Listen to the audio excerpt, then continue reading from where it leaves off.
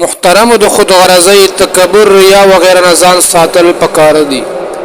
او کچرته یو انسان کې الله جل شانه یو صلاحیت خو دی وی نو پاغه باندې بیا غرور نه فکر بلکې عاجزی فکر ده ځکه الله جل شانه داسې هم کولای شي استانه د قابلیت واخلي او دغه شان د خلق دولان دي رسوا او ذلیل کی دا یا ساته محترم کله چې خود عارضی راشي تکبر راشي او په انسان کې د فخر کولو بیماری ولګي نو بیا انسان ټول عمر دغه بیماری نه خلاصيږي او ناشنا خبره ده چې کوم انسان په دې مرض کې گرفتار شي نو د دې په خودل خفرق د چې الټا ور لخون ور کوي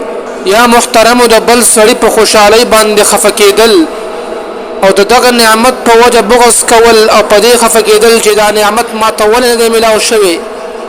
چې بل ته ملاو شوی دی یا دا خواهش کول چې دا نعمت د هغه نه واخیستل شي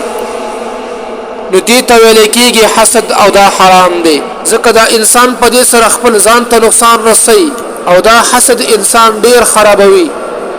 کله چې ستاسو د وینې گردش تیز شي ستاسو د جسم هر اندام درکوي په دماغو د هر وخت بوج وي او وجود کې هم قسمه قسم بیماری پیدا شي زړه ته د هر وخت در رسي نو تا د فتح چې دا څه وجه ده د هغې وجه دا ده چې ستاسو د بل کس خوشحالي نه برداشت کېږي د خلکو په خوشحالۍ باندې ته هم خوشحاله شه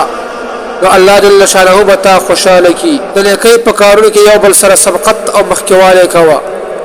نو الله جل شانه به ستاسو دا بیماری ختم کړي الله جل شانه دې موږ او تاسو ټول له دې خطرناک او روحاني بیماری نه محفوظ وساتي